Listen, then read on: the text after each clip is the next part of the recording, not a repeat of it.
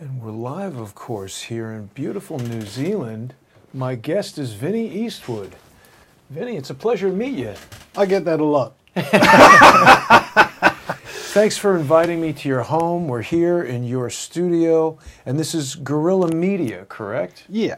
Well, basically, I don't really use the Guerrilla Media moniker much anymore. It was how I started, being Guerrilla Media. My channel was originally named Mr. News Guerrilla Media. Started in 2008 along with guerrillamedia.co.nz. Mm-hmm. But no, I'm just Vinny Eastwood. I just realised that I can't be anything else but me, and right. Why bother? Of course. But people can still find you on Twitter, of course, and on... At Guerrilla Media, At Guerrilla Media, right. And let me just bring up that Twitter page. I apologize for not having that ready immediately. But people can find you at Guerrilla Media on Twitter, and people should be following Vinny, get updates on what's going on in New Zealand. What are you typically covering on your shows, Vinny? You have no idea what the word typical means to me, because it doesn't exist. Right. Right. Like last week, I interviewed some guy about his sexual abuse as part of a elite pedophile Illuminati family living in Delaware. He was a victim. Part of a community, yeah. He was born into this kind of thing. Wow. And lowered in coffins into graves, being told that your name is not in the book of life, at the age of 6. We're talking about really nasty stuff. And I think this week coming, maybe in the next couple of days, I'll be interviewing a guy who checks your soul. Checks your soul? Well, you know how some people have got those numerology things, and they throw out a whole bunch of whatever the hell, and it actually turns out being actually quite accurate as to your personality. Some cases, Mm-hmm. there's I don't know what he's going to say, and this is a typical show. Mm. I've got somebody I haven't talked to before. I don't know what they're going to say, and I listen and have a fun conversation with them. That's sort of what you and I are doing right now. Yeah, I have that effect on people. Well, now, you got to be completely honest with you, Vinny. I hadn't heard of you before people in the crowdsource community had asked me to interview Pete Santilli, and I hadn't heard of Pete either. Mm. So I would tell you the same thing I told him. I have no predisposition to trusting one of you versus the other. I have had 2 interviews with Pete and several conversations, and he seems a nice guy. He's presented a lot of evidence and everything that supports his case. And I've just arrived here at your home about an hour ago, and I will say my initial impression is you're also a very nice guy, very hospitable to have me here. Just and this is what I like about doing a face-to-face, so you've got a bit of an advantage in that regard. I've only met Pete over Skype, but just being in your home, there are certain things that you and I agree upon quite a bit. You've got natural soap, natural deodorant, toothpaste. You had a 9/11 as an inside job sticker on the car. And arrest the banksters. Yeah, exactly. And global warming is a load of hot air. Right. And InfoWars. And there's also one on there that says, can't we all just get a bong? I was taken aback a bit that the street number of your house is 33. Oh, yeah. It's been turning up a lot lately. The desk that we've got in front of us, we bought at auction at lot number 33. This house has 3 bedrooms. There's another 3. It just comes up all the time. I mean, my mates are into this too. We just kind of just go, all right, when your senses are open, you'll see synchronistic things, and they'll mean something. All right, but they'll only mean something to you. Everybody else is like. Because it doesn't mean anything to them. It's not their path. We have these synchronistic things through life, and I've been here for 3 years. I'm 33 years old. I bought my house for 3 years. Yeah. And this is something I've been working at for quite some time, doing my career and everything. But we never actually had any adequate support from the listenership and that kind of thing to be able to afford just a place of our own. Mm-hmm. And now I've got it, and in the last 3 years we've had the green screen up. We've been doing all sorts of fantastic new things with video and the show and what have you.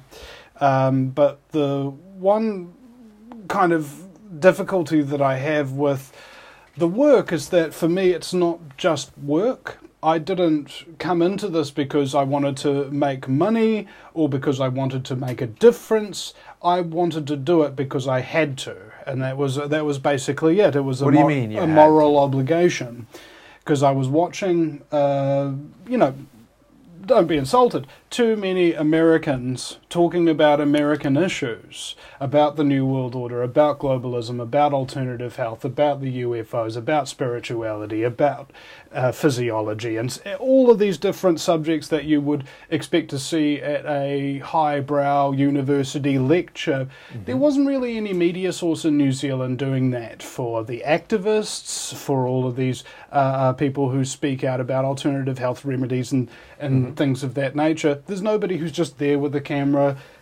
goes home, puts the time into editing it, and then uploads it for them. Right? There are innumerable videos that are on people's phones, on people's cameras, on people's computers right now that still have yet to be uploaded for one reason or the other. And I felt that it was probably a good idea to go out to the protests, to go to these public meetings, find out what the hell these people who speak 30 seconds on the news, what is it they actually are saying? And when you speak to somebody who you've only heard for 30 seconds speak for 2 hours, right, you get a hell of a lot more depth to the story, and it starts to change your perceptions a little bit. Right. And the goal of the show overall is to get people to stop listening to it. To stop listening to what? To my show. What are you talking about? How could that be the goal? Because as soon as somebody has listened to one particular show that says, I've interviewed this person and they had X life cycle, they had traumas, so on and so forth, there's a chance that one person, just one, while they're listening to each show, will have such a correlation with this person's upbringing and upward trajectory in life that they won't have the time to listen to the show because they'll be too busy developing themselves and making creations and discoveries of their own and experiments and so on and so forth. Because I reckon that you have to be at least a little bit bright to be able to get my show for more than one episode before 15 minutes to get off, because you have to be open and you have to care, because that's how I am. I'm really open and I really care, right? Do I want to care? No, I don't. But I have to, so I do. It's just in you. Yeah, no. There's a point to it. Because when you're having a conversation, you suddenly get the idea that this person doesn't actually care. There's certain things about you that are very, very true, but that are very fragile, that you won't feel compelled to express if you don't fully trust someone to not hamstring you, use what you say against you, to provide the most comfortable interview atmosphere. And had people like John Perkins, who's been interviewed 1,000 times, been on 100 different documentaries, say, Vinny, there's a lot of people doing what you're doing, but you're the best. And it was because of the fact that it's not an interview, it's a conversation. Right. It's about being real. And that's what people are ultimately missing in their life, is something real. Something that's not a facade. Right. You know? So, of course, the Vinny Eastwood show, that's your full-time gig. This is your job, right? People. Well, no. I mean, no. Let's say. I mean, do you do any other work? Do you have a full-time job outside of live streaming and broadcasting? Well, let's say, what does somebody classify as a full-time job? Do I do it 5 days a week? Yeah. Is this how you earn your money? Is this how I earn my money? Yeah. But it's tangentized. Because I'm a multi-talented son of a bit. You know, like, I've got a band. I'm the social media advisor for the Aotearoa Legalised Cannabis Party. I've designed their web and their web admin. I do videos for people sometimes, you know. So you've got other sources of income, you're saying? Well, not all of these are sources of income. These are just hobbies things and... No, it's pretty much all activism of one degree or another. Right. Like right now, for example, Penny Bright, who's been a 40-year activist with a long-standing history of fighting against endemic corruption in New Zealand, especially state capture, like the state-level corruption. She's got suspected ovarian cancer right now. Oh, wow. So, and basically, I'm the one who set up her Facebook pages and all of these sort of things. So, I'm the one who's got to upload all of these videos explaining them and such and such. I did these big live streams for hours on the night that her Give a Little page closed down. So, it's the thing. Stuff comes into your life, and you have an obligation to do something about it. Right. That is what essentially growing up is. That's, in no shorter phrase, what being a man is about. Is you have to protect, and you have to stop people from coming to harm. And I feel that the way that I'm trying to approach manhood, because I don't feel like I'm mature enough yet to really call myself a man and a leader. That's essentially what I want to be, but I'm not there yet. I believe that some day in the future, the good things that I have done and the good man that I am will become the same thing. And I can leave a lot of my pain and my trauma behind, and allow myself to actually really help others and really affect change in society, because I'm still developing, as it were. Now, you mentioned this trauma before we began. Do you want to tell me what you're talking about? What was the trauma? Well, there's early childhood abuse and neglect, ostracization at school, getting busted for cannabis. That was a big one when I was at university. How old were you? And then getting fired by 3 bosses in a row. How old were you when you were arrested for cannabis, and what happened? I just turned 20. 20. And I was going to go to jail for up to 8 years. Wow. For the possession of 13 grams for sale. You know, that was about a month and a half of me thinking that. Oh, I could. I'd go to 8 years. Jail. I mean, that's how illegal cannabis is in New Zealand. I had no idea. When the cops walked through the door, I go, welcome, welcome, here's my weed, here's my tinnies, here's my baggies, here's my scales, here's my this, that, and the other. Because I believed that if I was absolutely the most naivest idiot in the world, that they would go easy on me. That wasn't the case. Well, the reason why I believed that is because they told me that if you're honest with us, we'll go easy on you. Well, what ultimately happened? Did you go to jail? No, I got 300 hours community service. So that's going easy on you versus 8 years. Well, the reason why they had to go easy on me is because they didn't tell me I was under arrest or tell me what my rights were before they took my full confession. And so they screwed up. And so the lawyer got that chucked out. Yeah, pretty good. Pretty good. Must have cost you a lot of money with a lawyer and everything. Well, it cost my mother like everything she had left. Oh. You know? And that was just to keep me out, to prevent me from going into jail, because I'm a soft and weak person, you know, essentially, when it comes down to it. And I probably would have been even worse than I am now, had it been for that. But you seem fine. What do you mean worse? You seem like a nice guy. Well, that's because I've put things all around me, both in my life and in my daily life, to prevent triggering incidents from happening again. For example... Do you have panic attacks? Yeah, absolutely. Every time I've been arrested, I've had a panic attack. Every time? How many times have you been arrested? Just twice. For weed, both times? Yeah. And... what happened the second time? Well, the second time, I think I was on top of Mount Eden having a joint with my mate in the car, and then the cops rolled up and busted us. Mm. And on the top of a mountain? That's crazy. How did they find you there? Well, that's because it's a very public top of a mountain. I see. Kind of thing. You know, it's got a road going up there with a huge car park on the top of the mountain and everything. How did you avoid jail the second time? Well, essentially, we got caught with so little that you wouldn't really go to jail because this was in Auckland. Now, Auckland and the North Island, weed's ubiquitous. People get busted with it all the time.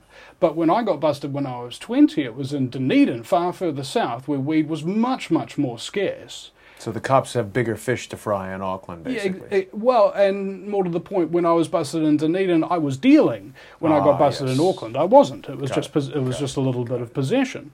So basically, after paying, I think, $3,000 to a lawyer myself and being in debt, in fact, I only just managed to pay off that debt late last year. Wow. Yeah. That was like nearly 10 years ago that happened. Oh, wow. You know, that kind of thing. It's been tough being an activist, because when you go to the grind and you say, okay, here's the honesty of the police, here's the integrity of the system, it doesn't exist. When it comes to cannabis laws, you can understand that the integrity of the entire system doesn't exist. How do you mean? Because anybody with integrity would not do to me what was done to me. How Anybody with integrity wouldn't pass an anti-cannabis law. Oh. Because the evidence is so overwhelming that it's not only good but absolutely necessary for life, essentially, for healthy function. To make that illegal means it's basically psychopathic in nature. Now, this means that when you've got a psychopathic system, let's say it's a psychopathic individual, you personalize it. Charles Manson. What does that individual or system do? They wind up getting other people into that system, telling them to do stuff, influencing them, and then they go out and they hurt people on their behalf. Okay, so I figured that's basically the system in a nutshell, I know isn't some it? psychopaths. They've come into my life recently. Yeah. And they're constantly doing things to influence people. It's almost the role of a psychopath to influence others. Well, it's because psychopaths, when they realise what they are, and this is usually after abuse, neglect, emotional abuse, sometimes sexual abuse, usually sexual abuse if you're talking about somebody who's developed makes into someone a psychopath. psychopathic? Yeah, exactly. Like, my neglect and abuse caused me to be narcissistic. Now, were you sexually abused? No, I wasn't. Physically abused? Very, yeah. And when you go over that scale, on the other hand, and this is how the physiology works out of it, and you can understand how the brain works, how people operate, and how narcissists and traumatized people and psychopaths really all fit into the mix with cult leaders and mind control. Because when you're young, your brain is essentially fluid. It's in a theta wave state for the first 7 years. A what kind of state? Theta wave. Theta wave. Alpha is when you're thinking about mathematics, you know, you're using your brain. And beta is when you're just kind of like, oh, you're emotional and that kind of thing. You're using your heart.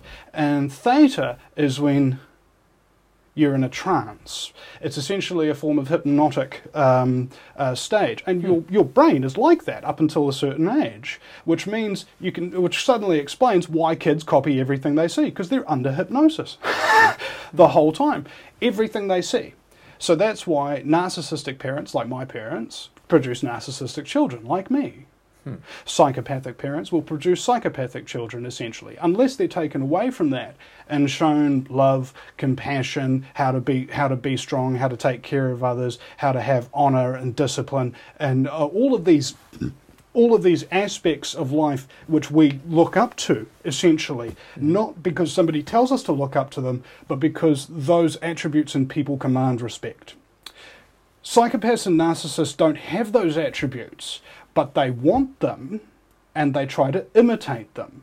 This is why I'm saying about the good things that I do and the good man that I am eventually becoming the same thing, and me not being there yet, because I believe that by imitating what is good, it will make me good. That's essentially what I feel like I've done to try and develop as a person. However, that's because I'm a narcissist. I'm capable of self-reflection. When you go into the psychopathic spectrum, on the other hand, the neural pathways have fused shut on your alpha and your beta wave states, and now they're constantly in a fight or flight state, essentially.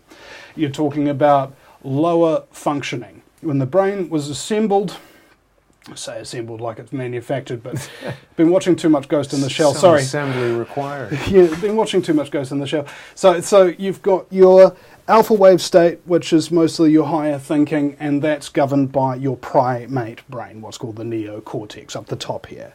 And then in the middle of that, that's where a lot of mammals, you know how mammal groups have certain families and things like that, like a pod of whales or a flock of wolves or whatever the hell you call them.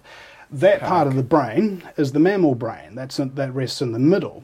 And down the bottom here, that's the reptile brain. Now this governs territory, power, sex, money, you know, this is the gland essentially on your brain that goes whoo, and wants things and is willing to do things that other people are not. Right. Now, when this part of the brain becomes the only part that's operating, because you need love and you need family to activate your mammal brain, and you need intellectual capacity and guidance to develop your primate brain, and if they're only in that reptile brain, they're very, very dangerous, because it means that anything that they're doing in terms of the operations one might consider the mammal brain doing, saying treating people in a group, all right, or how to treat an individual person, what governs your morals and ethics about that. They've got none. They only have an imitation of what they've seen and what works via experimentation usually. How to achieve their goals. Exactly, because they become totally self-driven. They mimic those behaviors. And they're perfect mimics. What they do is... They're usually highly intelligent. Well, it's... When you look at intelligence, there's 7 different kinds of intelligence, IQ only being one of them. And so when we think of people as intelligent, we think about thought and rationality and that kind of thing, but it's not so. When we look at an insane mind with an IQ of 160, right, they will do things that to a sane mind would seem completely insane and utterly immoral, and in some cases really dangerous and inept. And when you think about this concept of the psychopathic personality profile, constantly lying, cheating, backstabbing, stealing, and not feeling guilty about it whatsoever, and constantly changing their personality or how they look or how they dress or how they act and that kind of thing over time, because they don't know who they are, and because nobody ever showed them how to be a human being. I need to pause you for a second. Yeah. You haven't watched a lot of Crowdsource the Truth. You and I haven't spoken about any of this before the interview. I'm fascinated by what you're saying. You've got a lot of insight, Vinny. Have you studied psychology or neurology or... If you listen to my show for, well, basically, through hosting my show and all of the different people that I've got to listen to, one person will tell me this piece of information, one person will tell me that, right? So you've got... What I've just been saying for the last 5 minutes is sourced from about maybe 17 different people that I've interviewed. Very interesting. Like, part of what ADD is, apart from attention dad disorder, you're like, I don't have my daddy, so I'm going to act out. That's basically what it is that it allows you to think about things simultaneously, prohibiting logical connection, which means that if somebody says one word, about 11 different options of things to say back will come to me that are connected from different areas. Now, how dyslexia works... Do you think you have these things? Well, basically they describe these things as symptoms, right, of ADD and that kind of thing. But in actual fact, I saw the exact same symptoms up on a slide at business school when I went to university. And were they describing somebody with ADD? Or were they describing an entrepreneur? Right. Which gives you the idea that, hey, maybe they're specifically drugging all the entrepreneurial types and everything like that because they actually endanger an endemically dangerous system like one that's run by psychopaths. And they want to prevent any little dangers from growing up and posing a threat to them because they have utter need for control. everything in society, if you look at it through the lens of what a psychopath is, what a psychopath does, and how a cult leader works, and cult leaders are usually psychopaths, how they manipulate people and that kind of thing, you can then understand the entire way society is controlled. But you don't understand why it keeps being controlled, why people keep down. And that's when you have a look at the mind control and complex post-traumatic stress disorder. What does somebody with complex post-traumatic stress disorder do when they're confronted with a very, very threatening situation? Even a situation that isn't even threatening, but mentions something that did threaten them in the past so deeply that it traumatized them. They instantly go into reptilian brain mode. Fight, flight, you know, that kind of thing. And this is why a lot of conspiracy theorists get really, and I say that lovingly, I call myself a conspiracy theorist, you know, I'm taking it back. Yeah, sure. Right. It's been weaponized, of course, but I like where you're going. Yeah, but the whole thing is that if we're going to wake up, we've got to realize that there isn't just one stage. You know, it's not just finding out that 9/11's an inside job. It's not finding out that cell phones cause brain cancer or whatever. It's about the whole system and how it actually works together. So when people have gotten that complex post-traumatic stress, usually from between 1 month and 6 months of having feeling, not reality necessarily, but just the feeling that they got no control over their life, like they could die at any minute. Okay. Listen to Alex Jones. Isn't that true, though? Don't we have no control over our lives and could die at any minute? What if a meteor hits the Earth or there's an earthquake or something? Sure, but these things are outside our control. And you're not going to worry about that all the time. Well, I wouldn't worry about anything that has not happened yet. Because those things are outside of my control, they're outside of my perception, and I believe that they'll corrupt my perception if I worry about the things that haven't happened yet, and I'll miss the things that are happening right here, right now. Which are actually more important, because we only get to live for one moment in terms of the course of history. But when you think about it, that moment, it's going right now, that moment's stretched out all the way back through history, right? Time has only moved in one direction this whole time. There's only ever been this moment, right here, right now. What are we doing right here, right now? You mean from an individual's point of view? No, from an objective and universal point of view. Time has only gone in one place, and we get to share that part of that moment while we're alive. In a way, we've gotten to share a moment with everybody who has ever lived and anybody who ever will. And I felt that was something that I understood to be part of the fractal universe.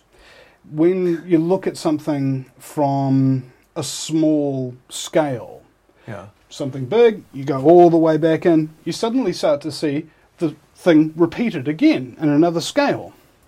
You look inside a human cell, you go 60,000 times magnification, you'll find out that your cell is made up of all these other cells, and those cells are made up of all these other cells, and those cells are made up of all these other cells, and so on and so forth, all the way down. Doesn't it get to like mitochondria and stuff, and that's it? Well, if you look at it from the right scale, you see the same pattern repeating in size. It's like essential biological Russian dolls in everything. Matryoshka? From the ridiculously tiny, beyond even our perception of what could be small, to the most amazingly gigantic, because if you zoom out from a human cell to the planet, it has the exact same shape. It actually has the same magnetic fields as a human puts out, with the one magnetic field going down out through your heart and one magnetic field going out through the brain. The Earth does that as well with its magnetic field. And then you zoom out from the Earth as well, outside of our solar system, and you see a galaxy which has the exact same shape as a cell. And you zoom out from there, and you've actually got these things called red dwarf and blue dwarf star clusters, which are much, much, infinitely larger than a galaxy. And I saw this guy named Thomas Brown. He did a projection and had this big red dwarf star cluster. It's like, wow. And it realized that it's actually in a spiral. You're like, well, that's interesting. And then you see a light in the middle of the spiral that's a little bit brighter than the others, and it comes around the spiral. it gets bigger and bigger and bigger and bigger and bigger, and emerges out of the spiral as a fully formed galaxy. So there's cosmic gateways that are giving birth to whole new galaxies all the time. Wow. How insignificant are we? Right? I've got to tell you, Vinny, this interview is way beyond what I expected it to be. It's very interesting. So, and you feel, of course, that the electromagnetic radiation emitted from Wi-Fi and cell phones are very disruptive to a person's magnetic field. Well, you've got no Wi-Fi in your house here. No, We're using a wired connection here. It's directly to the cells. Now, I had Paul Waddell, who's since become electrosensitive. He can't even be around Wi-Fi's and things. What happens to him? It affects about 3% of the population. When you're around strong electromagnetic signals, dirty electricity coming off the walls, anything above really a couple of microwatts or a couple of milligauss on the meters, they'll start to develop migraine headaches. They'll start to feel queasy. They'll throw up. They'll get weak. They'll get fatigued. That kind of thing. Now, what was interesting about his presentation is he's only one of 3 people that's actually qualified in New Zealand to come in and test your home. He'll lie down in your bed with the meter. No, your bed's good. You know. You've had it done? Yeah, absolutely. He came in here and there was this screen here that's broadcasting Bluetooth, right? That's 30,000 microwatts. Oh, this on your computer, you mean? Well, yeah, let's say this was before he came in. Right. So we've got the computer screen, that's 30,000 microwatts. We've got the wireless mouse, that's another 30,000 microwatts. We've got the wireless keyboard, that's another 30,000 microwatts. We've got the wireless on the modem there, that's another 30,000 microwatts. And we had the cordless phone, that's 40,000 microwatts. And then we had another computer as well with those 3 hours. So it was another 90,000 microwatts. All right, so when you look at the meter, it only reads as 30,000 microwatts. But you've got a couple of 100,000 microwatts that you are in fact being cooked by. And what is interesting is that it doesn't affect your magnetic field per se, or at least I haven't seen the research to substantiate that. What I have seen the research to substantiate is that it affects your cells. The way a microwave cooks something so you is think it's causing cancer or something? Well, it's causing a whole bunch of other different things. They found when children with autism and things like that get diagnosed and what have you, there'll be some cases where the person will take the Wi-Fi router away from the little child's next to their head, essentially, when they're going to bed. On the other side of the wall, and they found that they actually cleared up and they started behaving very, very much differently. Wow! So it can have a huge effect on people, not only on a social or behavioural level, but it gets into the question of whether or not, because of the technology we're using and the specific way that it's designed, are we currently all pretty much by proxy victims of a psychotronic warfare program that's being inflicted across the entire population. Now, psychotronic weapons are a very, very scary subject to get into because... Psychotronic is a term I'm not familiar with. Yeah, exactly. And there's the... What does that mean? Just electronics that affect you psychologically? Yeah. Beautiful. And that is what is built into the new 5G networks, apparently. They were developed as psychological weapons. So essentially the first tests that I heard of or interviewed somebody about, they had one of these transmitters mounted on a tank, and it was in the first Gulf War. Yes, and microwave weapons. And their microwave didn't just sponge people, but they could also tune the frequency so that it would match the same frequency that our conscious thoughts happen in our head. Whoa. Like a certain number of megahertz or whatever. If you can attach a little thing to somebody's neck or broadcast the signal strong enough, they'll hear whatever you're speaking through the microphone in their head.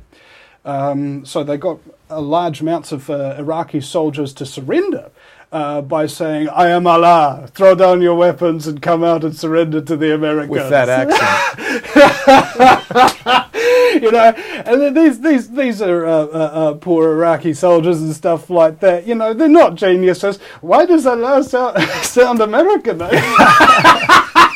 Well, certainly in the 1990s, when no one knew that technology existed, it would be very shocking to be subjected to it. And I have heard that described even in, you know, fairly mainstream reports that said that these microwave weapons were able to confuse the operator of a tank or whatever. And I mean, you could certainly see that overwhelm someone's brain with some electronic signal that just, you know, fritzes them out. And I guess as that becomes more and more advanced, they can dial it in and tune it in. It's fascinating, Vinny. So this is the type of stuff that people will hear you speaking about on the Vinny Eastwood show, I presume, right?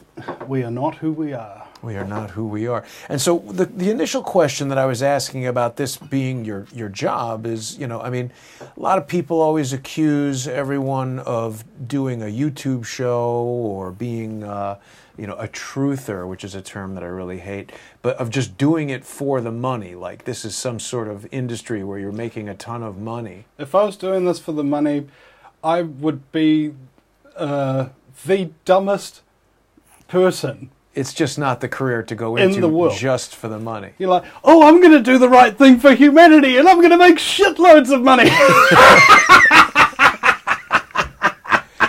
Well, I mean, I think that anyone who's doing, you and I are doing different versions of essentially the same thing. I mean, we see deficiencies in the way that news is being reported. We see, I mean, as I said, the healthcare products, your toothpaste, your soap and everything. I identified a few years ago that some of these products that you get at the supermarket are loaded with chemicals. And when I eliminated them from my life, it had a very positive impact on my health. So you start thinking along, and then what that does is it kind of, it clears your mind. I mean, I haven't drank tap water in a number of years. I have a reverse osmosis filter, and I try to eat organic food as much as I can, avoid glyphosate and pesticides and things like that. And obviously everybody's going to do that to whatever degree they find it important. But I think what you were saying earlier about you have to do it, I felt a similar pull, like this was the right thing for me to do, and I think that there are people out there who appreciate getting this information, and it's a very fascinating conversation that we're having, because I have to admit, I haven't watched the Vinny Eastwood show beyond the unauthorized biography of Pete Santilli. And that's not the Vinny Eastwood show. That was actually a collaborative effort with Suzanne Posel of OccupyCorporatism.com. And I do collaborations from time to time with people because I've got the skill and the know-how to put the videos together and to word things right. However, I have a bit of a deficiency in doing, you know, the actual, what I consider the real work, which is what activists do, which is what journalists do. They research. They actually do all the reading and that kind of thing. They reference notes and that kind of thing.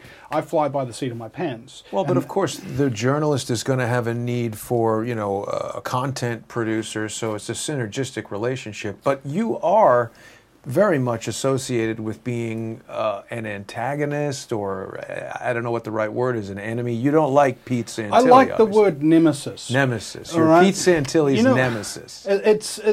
I like it because it's a scene from Snatch. Do you know what nemesis means?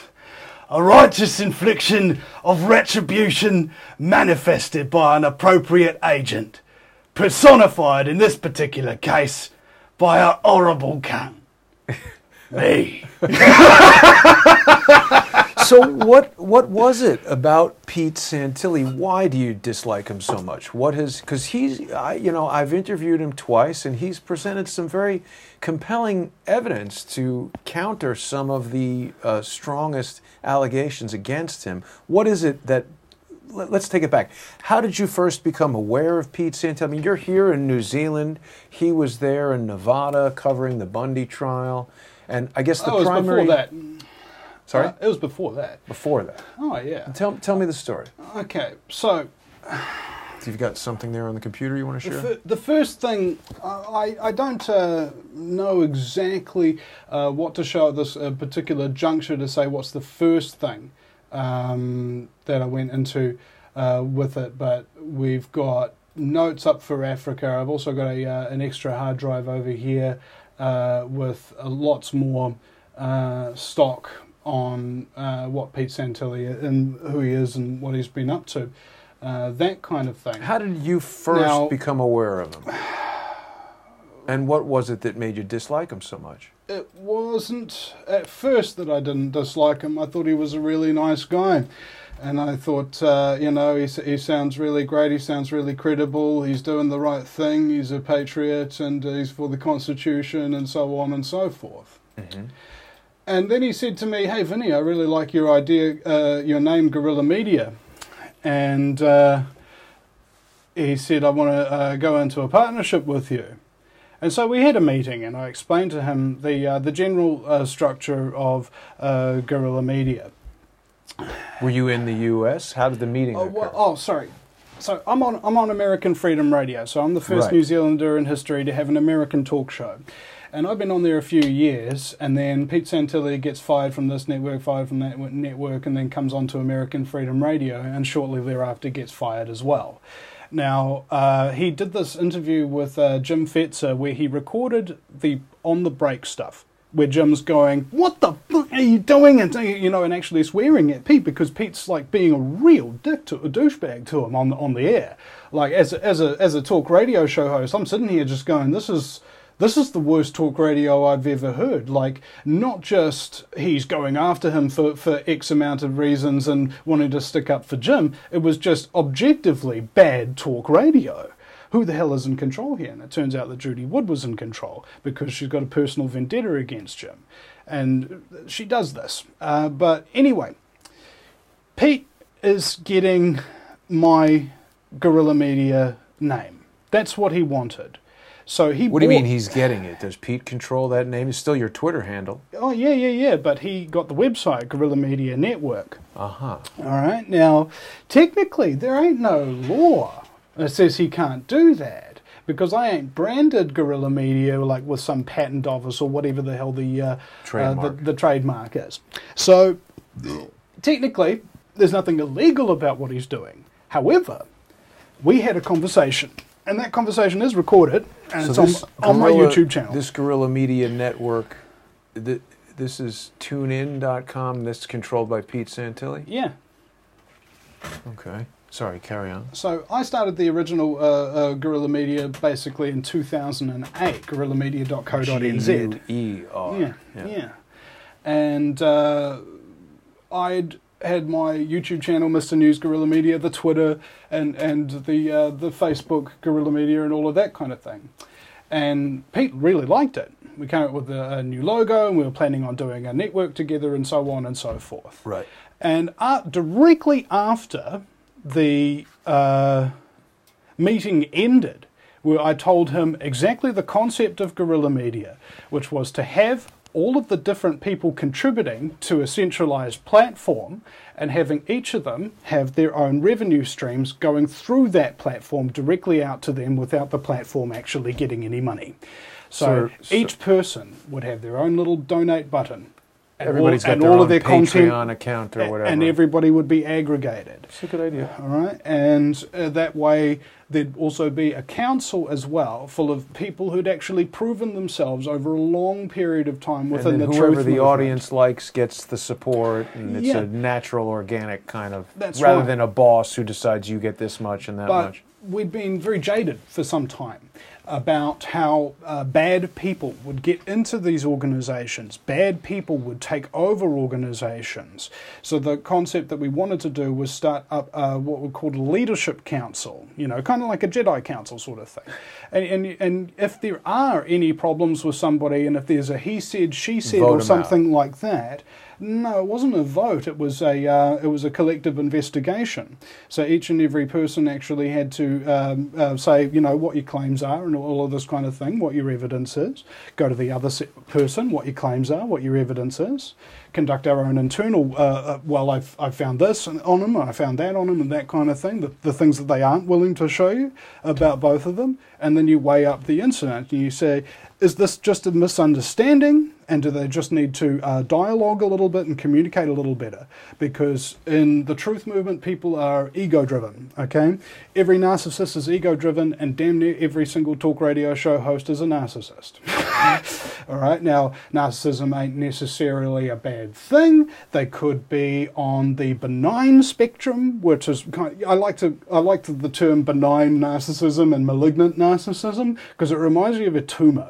And essentially, that's what a narcissist like me really is, a benign tumor. It's like a little friend that you carry around. A certain amount of self-love is necessary, right? You know, you got to respect yourself, and you've got to... narcissism is a disorder that promotes malignant self-love.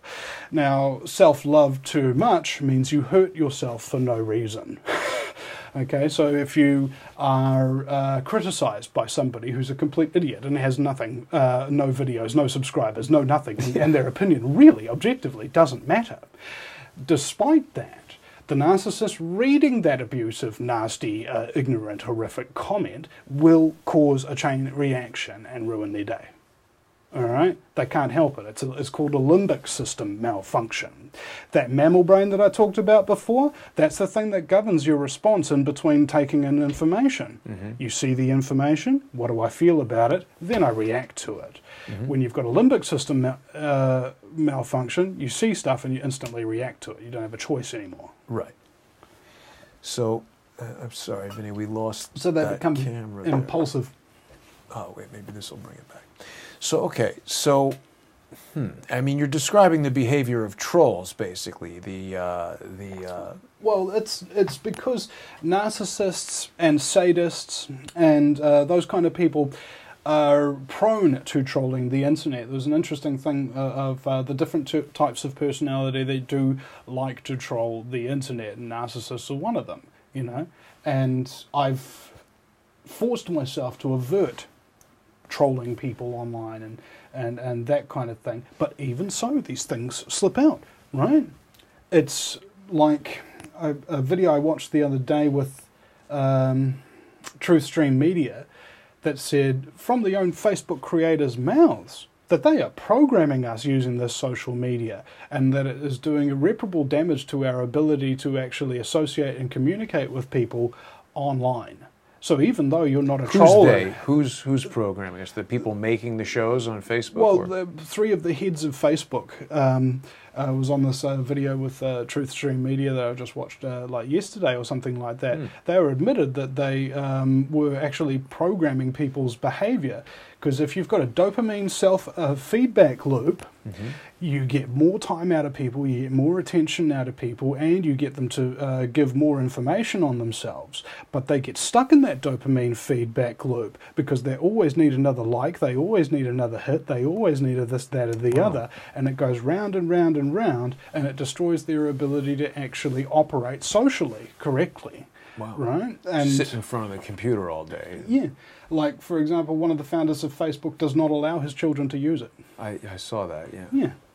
Well, I mean, it really is a psychological operation when you explain it like that. But let me take you back to Santilli. Mr. Santilli, yeah. So how is what you've done with Pete not trolling?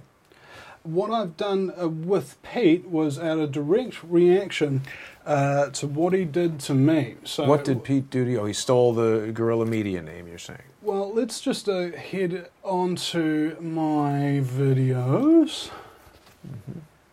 And we'll go to my playlist. So essentially, right after the... let me know when you want me to bring that up. Right after the thing that we did with Santilli, there we are. FBI Santilli, FBI informant exposed. So you do believe Pete Santilli is an FBI or was an FBI informant? Well... Because he says no. Well, of course you'd say that. Well, I mean, but he says it and provides some pretty compelling information, like he was in court and the FBI would have had to... Let's put it in context, because we're going all over the place, and let's do one thing at a time. Let's go through it in sequence. Sure. So, let me see. Vinny Eastwood exposed. This was a compilation video that they did, just basically of clips of me. It's not very good. Who did that? Pete Santilli did that? Yeah. Susanna Cole exposes And they did that Vinny before Eastwood. you made any? No, I'm just rolling through these things. Okay. Susanna Cole exposes Vinny Eastwood on the Pete Santilli show. It's a little video filled with a lot of accusations, a lot of lies, that kind of thing. This was the fallout of the guerrilla media thing. Now, what the actual recording states here, Pete Santilli stole guerrilla media from Vinny Eastwood's secret recording. All right, so why does he have that? That's his video or your video? that's my video. Ah. All right, so this is my playlist of Pete Santilli, FBI informant exposed. I see. Now, before it came to this, though, this was the initial thing, was guerrilla media is my idea, it's my baby, and we all agreed on it. And we came up with the guerrilla media rules. You know, there were actually 20 different rules of conduct that we were supposed to abide by. Now, these are things that you would essentially say are common sense in the journalistic field. You're supposed to back up your sources. You're supposed to be honest. You're supposed to have integrity. You're supposed to repeal things if you found out that they're wrong. Right. You're supposed to treat people with respect. You're not allowed to troll. You're not allowed to do, you know, it's 20 things. Now, within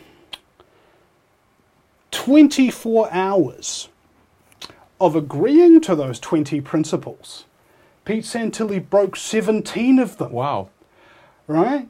He stole my idea, started his own website, and only then that I was discovered that 3 months earlier to even having this meeting about possibly going into business guerrilla media with me, he'd already bought guerrillamedianetwork.com months before, in Christmas. And then I find out that all of a sudden he's got this new Guerrilla Media Network thing out. And he calls Suzanne Posel, who's on a partnership with him, and he says, yeah, Vinny walked away from the deal. And he handed it to me. And that was when Suzanne Posel sat back in her chair and go, whoa, he's actually a really bad person. Like that was just a complete blatant lie, because she knew me. She knew how important guerrilla media was to me, about how important it was to make sure that the activists had that unbiased platform to get revenue, because activists are terrible at asking for money. They're terrible at getting it for themselves. I know how to get money. When I need it, I frickin' ask. But what Santilli did was he recruited a whole bunch of people. We've got comments from those people on some of the videos that we've put up about how he used them and abused them, and they did thousands of hours of work, and he'd be promising that he'd pay them, and never pay them. And we've gotten people, we've got person after person after person coming out and actually saying this. All these people that are actually involved with them, because all I ever had was one conversation with them, and then essentially I had to cut off all contact, because after somebody does something like that to you, really just Betrays your trust. well, what the old saying is that your enemies cannot betray you, only your friends can do that.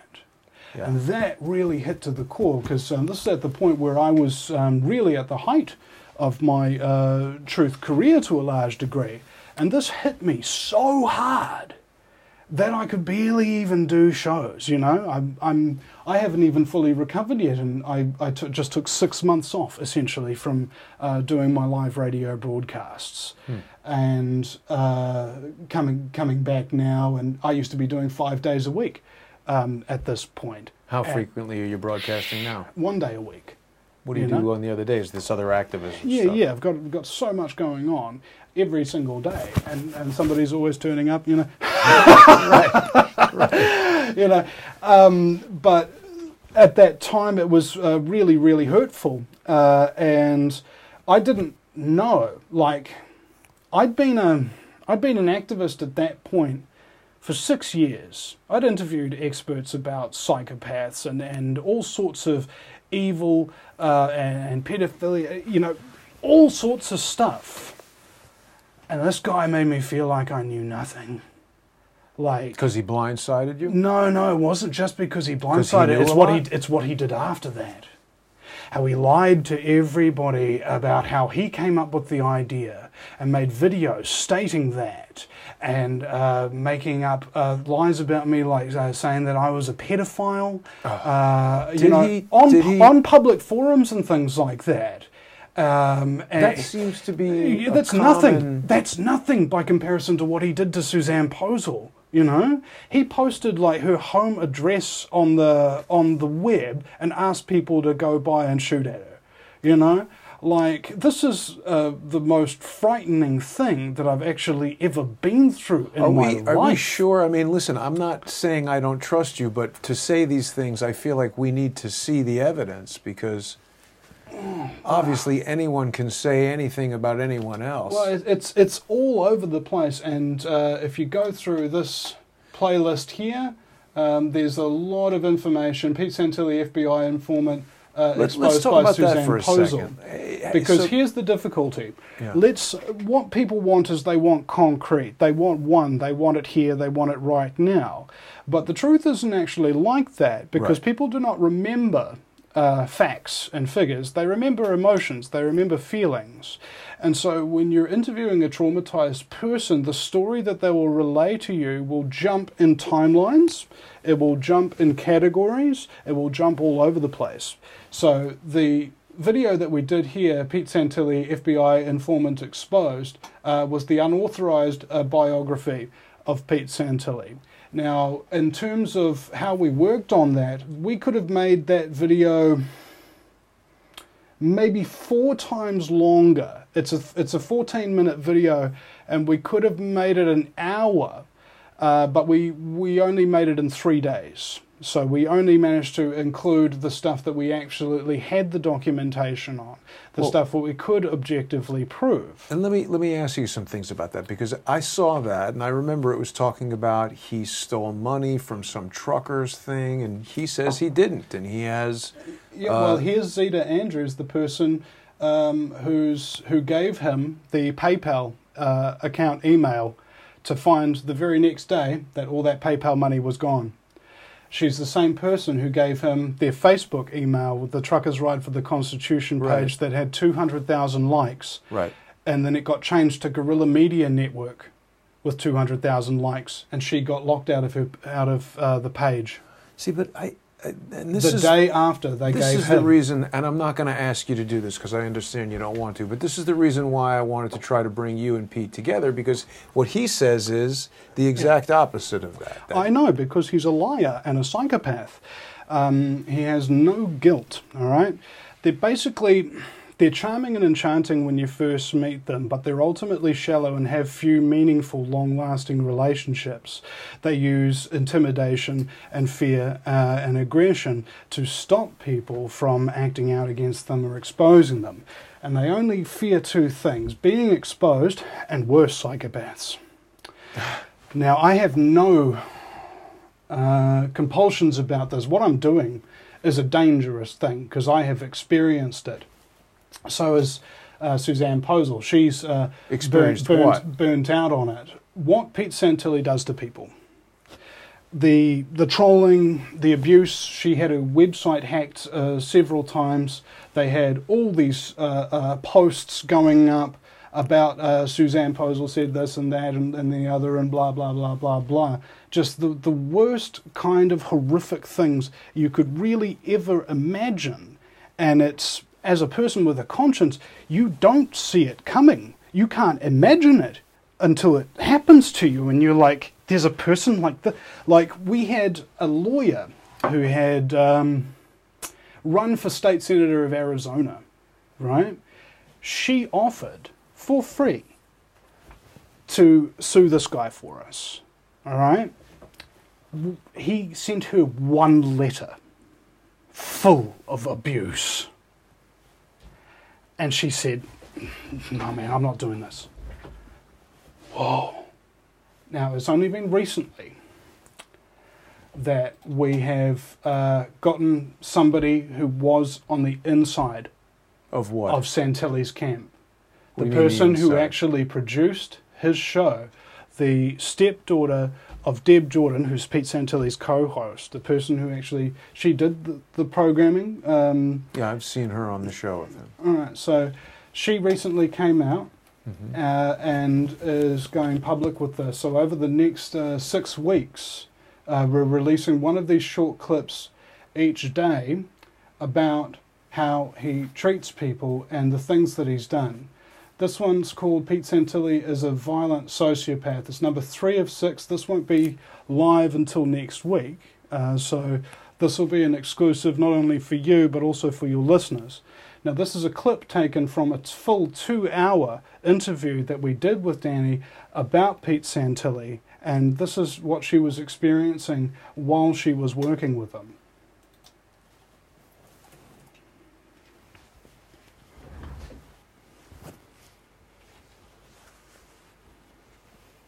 But as soon as you know he's done with you, he's going to do the obvious. He's going to troll you, and then he's going to try to cut you off from anyone that you might care about, your listenership. However, he can try, you know, to cut people away from you. And then he goes after anything you've ever told him. And if you've never told him anything, he will just make up lies about you. But he will make sure that you cannot comment. He will block you from commenting on his YouTube channels. He will block you to where you have no access to defend yourself. And that is a coward. That is no different than a cop beating a handcuffed man on the ground. He will not give you a chance to defend yourself whatsoever. He's a coward. That's all he is a mouthpiece. And you can see that in the way that he goes after women especially. And indeed, there was a documented threat that he had online of somebody who knew to have a spinal injury due to a military thing, and threatened to come down there to Australia to beat some manhood into him. Right. The problem with this is that as human beings with a conscience, we are incapable, and I need you to understand this, ladies and gentlemen, you're not capable of understanding what goes on inside his head. You're not capable of reconciling the actions, okay? In order to do that, you would have to suffer a form of madness, a very similar form of madness that he currently suffers from. Well, in fact, I'm not sure if he suffers from madness or just everybody that he comes into contact with does. But aren't we not giving him an opportunity to defend himself by doing what we're doing right now? Well, what we did is we gave him the opportunity to come on the air, accused me of being a GCSQ agent from... GCHQ. GCHQ, yeah, whatever it is, like some agent from Britain, like as if Britain's really close to New Zealand for some reason. Well, it's part of the Five Eyes. All right, but the thing is, what I'm saying is documented, and this is a very, very recent, like an insider, his own programmer, coming out and telling a lot more than this. This is just but one of a tiny little selection that was taken from that interview, because there was actually 3 of us on it. And that interview is not public because one of the people who's on it is going on and he's doing some negotiations with contracts with some people and that kind of thing, and he just doesn't want to be seen publicly doing it. But my patrons and donors and things like that, if they want to see the video, I'll send them the link and that kind of thing. Let me play devil's advocate for a second, because, you know, I experience a lot of people coming at me saying things that I'm sure they think are true, and they make other people think they're true, and they present things that they consider evidence, but I know that they're not true. Yeah. So I feel like we owe Pete Santilli. Is there some point in the future where I could moderate a conversation between you and Pete Santilli and allow him to answer these allegations? Honestly, it would just be him denying, and then accusing. All right, so essentially you've got to understand one thing, and one thing only, is that whatever Pete Santilli is saying to defend himself against the things I'm accusing him of are usually lies, usually very, very big lies that are totally made up, totally unsubstantiated. And if you ask him to produce the evidence, he could not substantiate. But I did a show where he did produce some pretty convincing evidence what about did this he fax. What did he produce specifically? Well, this fax, this whole thing where there's a fax that he allegedly sent to the FBI, which I found strange. Why would he send a fax? That just seems weird. It's called an e-fax. Right. And this video came out last week, that actually tells the backstory on that from the Insider. Did Pete Santilli create a fake, crumpled FBI fax? That's correct. And that came right out of Deb's mouth herself, and she told me that in confidence. Okay, so it's Pete Santilli's own co-host telling her that Pete Santilli manufactured that crumpled FBI fax to throw people off. Keep listening. When he was screwing around with that handler of his during the Marietta incident, all that. Now, in Marietta, there was some survivors of the USS Liberty, and Pete Santilli and Deb Jordan started up a big campaign to get donations for them. Those donations disappeared. And at the time, Pete Santilli was speaking to someone who Danny believed to be an FBI informant herself. Stuff going on. And Deb, being Pete Santilli's kind of girlfriend, co-host at this time as well, was getting really suspicious about him. About Pete? Yeah, and she's the one who actually told Danny that he made that crumpled FBI fax version to try and throw people off. Well, there's two versions of them. So if we have a look, we've got FBI. You've really studied this quite extensively. So we've got, this is the crumpled version. You assured me this would not happen and I would not be made out to be the scapegoat. That is what is currently happening, as I am being attacked on all fronts now. Where is my protection? You need to uphold your end. All caps. This is him sending it to it. Title of this fact is Operation Out Truck Compromised. Now, what was Operation Out Truck? He became the media centerpiece for the Truckers' Ride for the Constitution. Not long after he threatened to shoot Hillary Clinton in the vagina and got sent a very kindly worded letter from the Secret Service wanting to have a word with him. We believe, we don't have the evidence really to suggest it, that was probably the reason why he was pulled over a barrel and then made to work for the FBI. And essentially he got himself to be put in the head of the Truckers' Ride for the Constitution, which aimed to shut down the United States Capitol, the entire Capitol. With traffic, right. 100,000 trucks, or it was 1 million trucks or something like that they had that were going to turn up. They had PayPal accounts full of money, so that all the truckers that had to drive across the United States to represent and the Constitution could pay for their gas, right? Zeta Andrews is a trucking woman herself from Texas, beautiful woman. Pete told everybody she was a crack dealer after he stole all their money and stole their Facebook page, and then started telling all these lies about her. Vinny, if this is... Well, the thing is, when we look at these incidents, we look at people, good people. We see a long trail of destruction because you'll think that, hey, I'm the chief instigator of this, right? And I'm the one who's trolling him. I'm the one who created the Facebook page, right? I didn't create that stuff alone. I created that in partnership with Suzanne Posel. Am I fighting him continuing alone? I have to say, I've got a couple of other people that are, have also been hurt by him that are now co-admins on the Pete Santilli Exposed Facebook page. Now, the amount of people that we've actually interviewed regarding this case is all very apparent on that playlist there, the Pete Santilli FBI Informant Exposed, and we have person after person after person having been involved with him, having these real bad horror stories that are all almost identical. Like almost everybody who's really been involved with them comes back with identical horror stories. Now, where Danny Mac's story is very different from the others, is she's the very first person who was actually deeply involved, like actually living with the man. Wow. To come out and go public. Like, this is huge. And she contacted you? She contacted Eric Spitfire over at Spitfire Sentinel, and he introduced her to us. We talked for, we did 2 one-hour talks. I recorded them and I took notes because what's problematic about, as I mentioned before, when you're dealing with people who've been great trauma, like before we even did the interview, I said to her, look, you are not going to have anything released that you do not want released. You will not have any assumptions or any guilt or anything like that placed upon you for the things that you've done while you were working for him. Everything is absolutely fresh, clean slate. All we want to know is, from your perspective, what happened while you're working with this guy.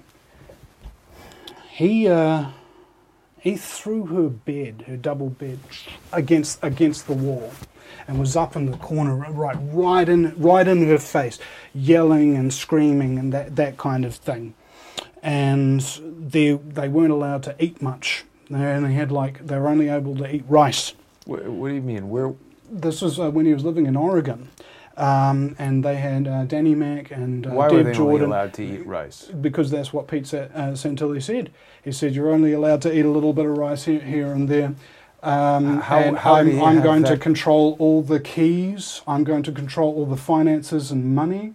One time she had to get $300 out to go and get some groceries or something like that. I forget what it was. And then he started screaming at her and saying, you stole and this, that. It was just like, and she really told horrific. You all this in the interview. Yeah, man. And it's harrowing, actually, just to listen to what she went through, because she lived with them for an extended period of time, doing a lot of work on the show for him, that kind of thing. And it was long before this that myself and Suzanne Posel realised the danger of this man. Right? Cult indoctrination practices is when you separate people from their friends and family so that you dominate their life. You control their diet so that they are essentially malnourished. You control their sleep so that they are very sleep deprived. And you have a central authority figure that essentially holds all the power. It's the Pete Santilli house, right? It was very, very frightening when she told me these things that were going on in there, because that's when I realised that he's not just a psychopath, he's also actually a charismatic cult leader, which makes him 10 times as dangerous as an ordinary run-of-the-mill psychopath, because it means that not only has he got a lot of evil that he can do personally, but he can get other people to do evil things for him as well. And there have been people like Bruce Montalvo, who has since split from Santilli and then said the same story that everybody else who split from Santilli said. Oh, he started abusing me and trolling me and threatening me and that kind of thing, and I had to block him. He stole this from me. He owed me this and didn't pay it back. You know, time after time after time, person after person after person. So when I say something about Pete Santilli, I'm not saying it from my own mouth per se. I'm saying it from the perspectives of maybe 10 people that I've interviewed who've personally had contact with him and been severely traumatized by it. He showed me some pretty compelling evidence that the fax was created by someone hacking his eFax account. You say that's untrue? Well, let's have a look at this. This is the fax Pete Santilli sent them. Now, this is an elaborate forgery. Let's say somebody forged this. Okay. They got the FBI field office in Sacramento's fax number correct. Well, isn't that something you could get from the website? Sure. If you had the presence of mind to do it. Well, I mean, if you're forging a fax. They misspelled compromised. So what's the significance of that? It's written in a threatening manner towards the Department of Justice. Now, have you read this fax? Yeah. Yeah. Now, if you talk to Santilli, or if you've been trolled from Santilli, the little prose and little things that we all do in our everyday speech when we're typing and that kind of thing,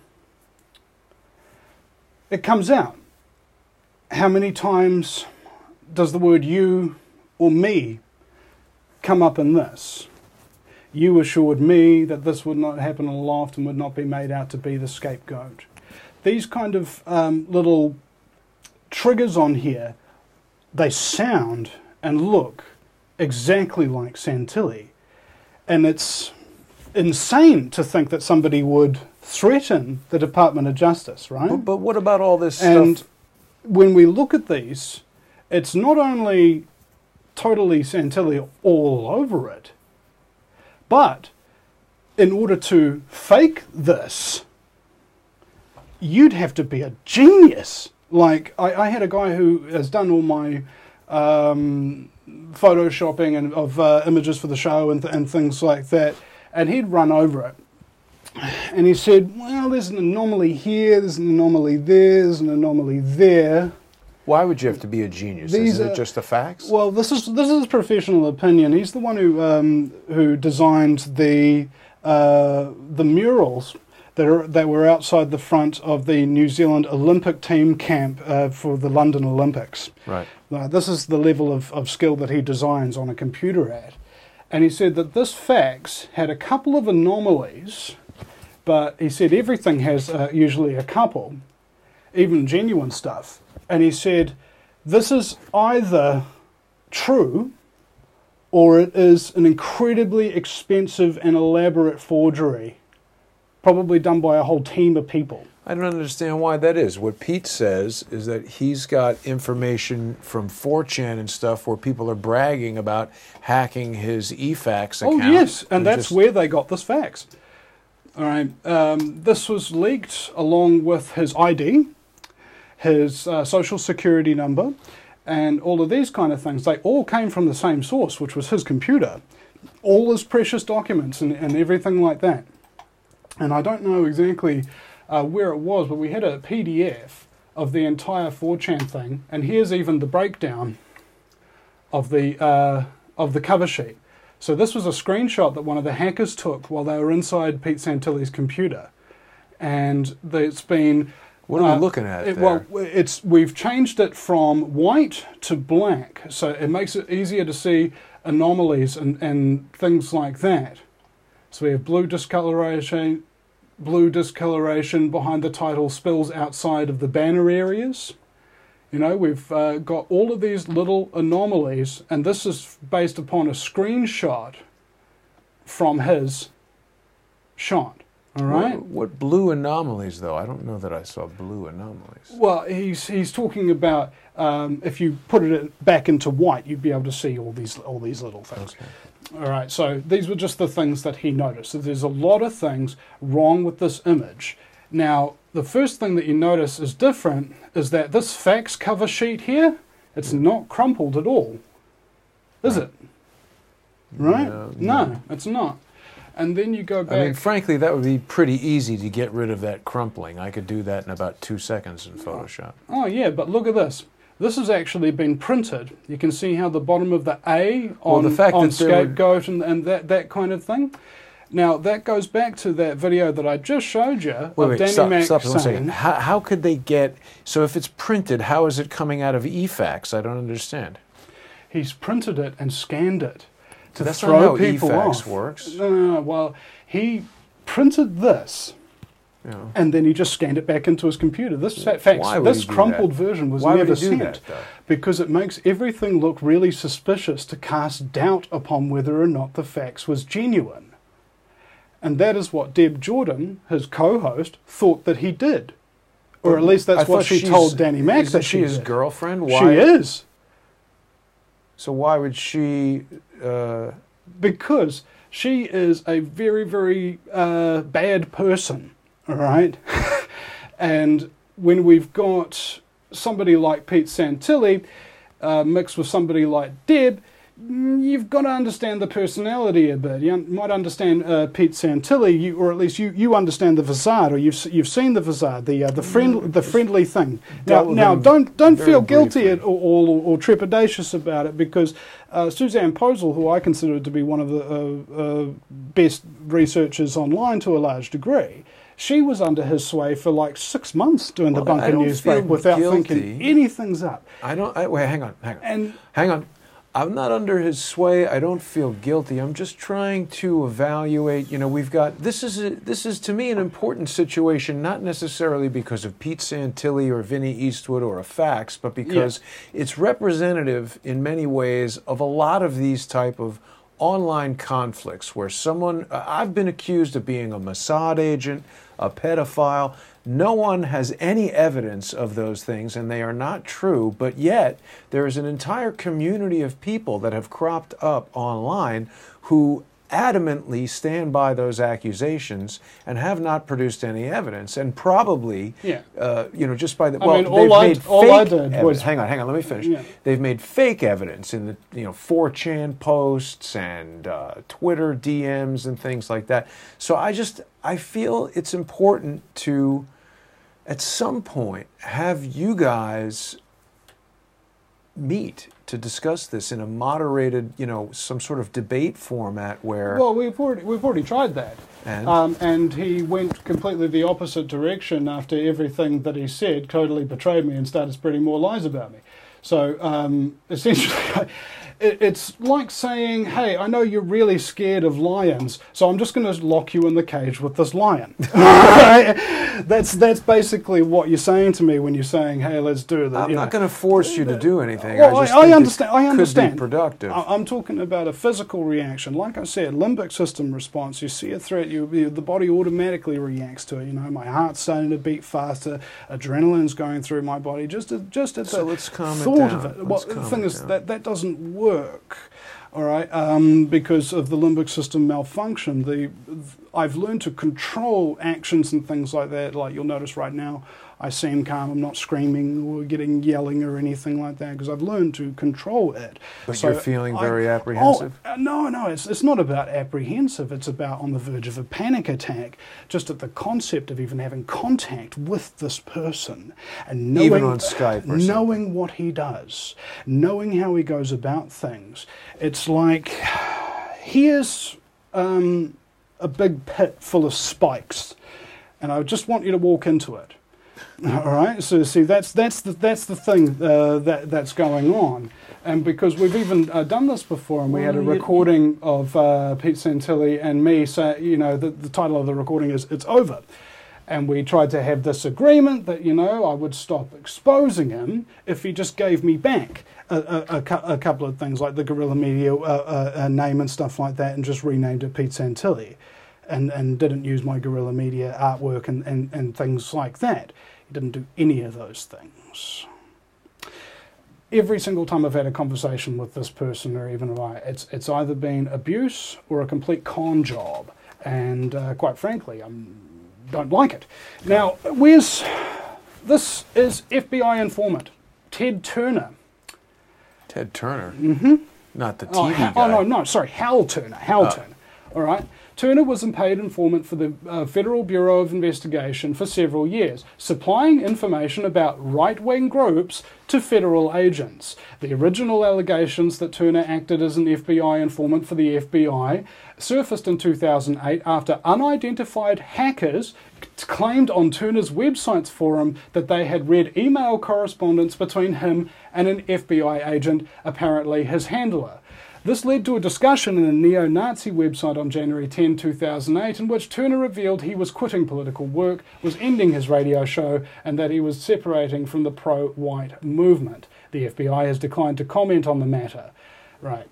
The Southern Poverty Law Center and the Anti-Defamation League reported on the emails that a neo-Nazi website had posted material reportedly found by the hackers, including alleged exchanges between himself and law enforcement agents, which indicated that Turner had been providing information to them. But what is this? This is an FBI informant who was a talk radio show host. Hang on. Okay? Slow down. Yeah. This document here is just something someone typed, right? No, that's a screenshot from Wikipedia. Right? Hal Turner, working for the FBI, is public, mainstream news. Right? Everybody knows this. But what's interesting in reading it is that it's almost identical to the story that's happening with Santilli, how hackers came in and spilled out his information. So if we go to that...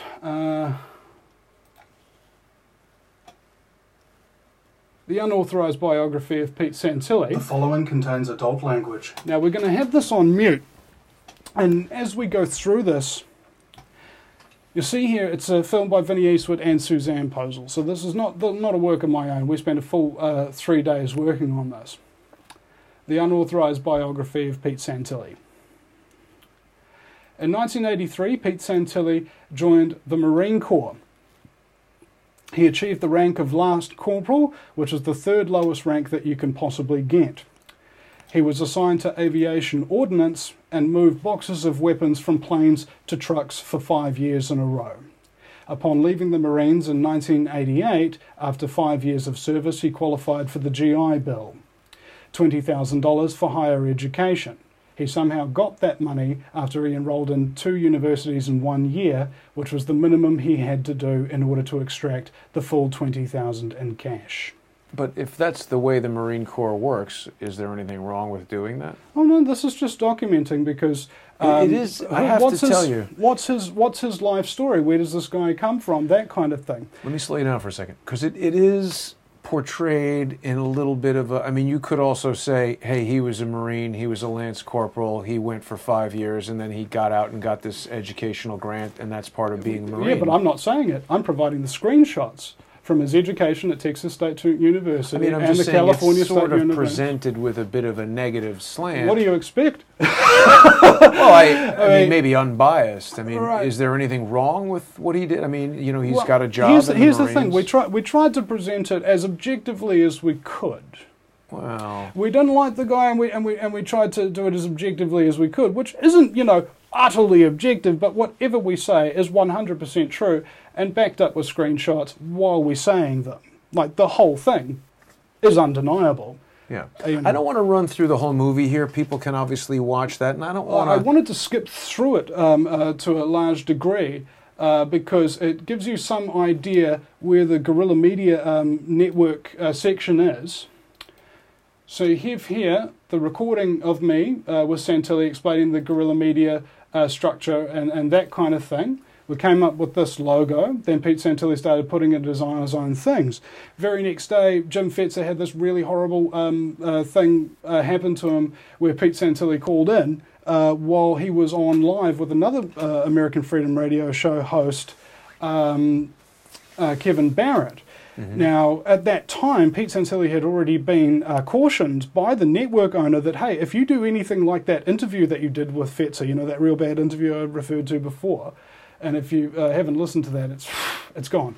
But gone mean it's not there anymore? Yeah, well, Pete Santilli got his channel deleted.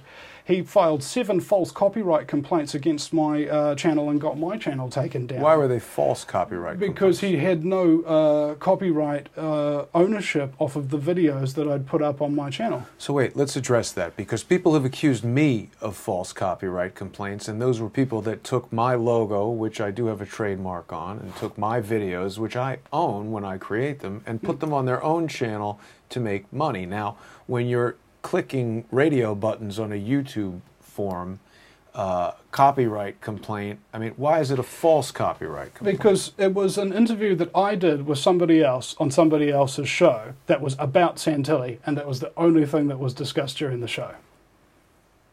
And it was a copyright complaint? Yeah. 7 of them. Well, why did YouTube agree that it was a copyright? They have because they automatically ban people's channels if they get more than 3. More than 3? More than 3 copyright complaints immediately. Well, it's any 3 strikes will 3 shut the channel down. But exactly. They won't just honor any copyright complaint. I mean, I can't say something on your channel is an infringement of my copyright. How did I get my channel back? Huh? How did I get my channel back? After only 2 weeks. You probably appealed it and they looked into it? Yeah, and then it turned out that they were all false complaints. Oh, they were false complaints? Yeah. Okay, I understand.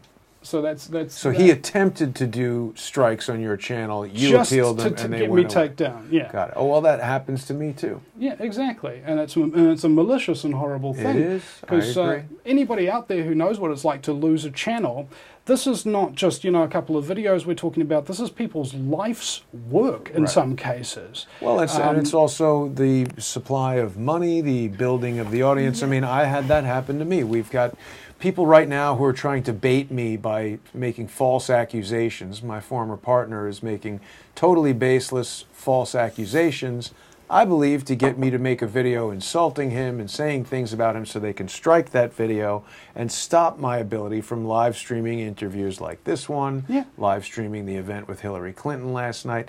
And I'm learning quite a bit about how Facebook works and the intricacies of it, and they're sinister and insidious in their tactics. So if that's true that Pete did that, that is pretty not good. Well, that's just the tip of the iceberg. because it's on a day-by-day basis of people that he hurts and destroys their lives of. I mean, this was a comment from somebody who actually worked with Pete Santilli on the newly created Guerrilla Media Network, saying Santilli scammed a lot of people throughout the lifetime of the Guerrilla Media Network. I wasted about 18 months and thousands of hours of my time building his radio But how do I know network as who that program is? That's director, just and someone. throughout all that time. Hang on. This is just someone typing a comment on YouTube. It could be anyone. How do I know that they have any actual affiliation with him? Well, you know, that's a very good point. But however, what's interesting is That's an not so important much the individual comments. This was only one comment that we chose to put in the 14-minute video that could have been a very many hours video.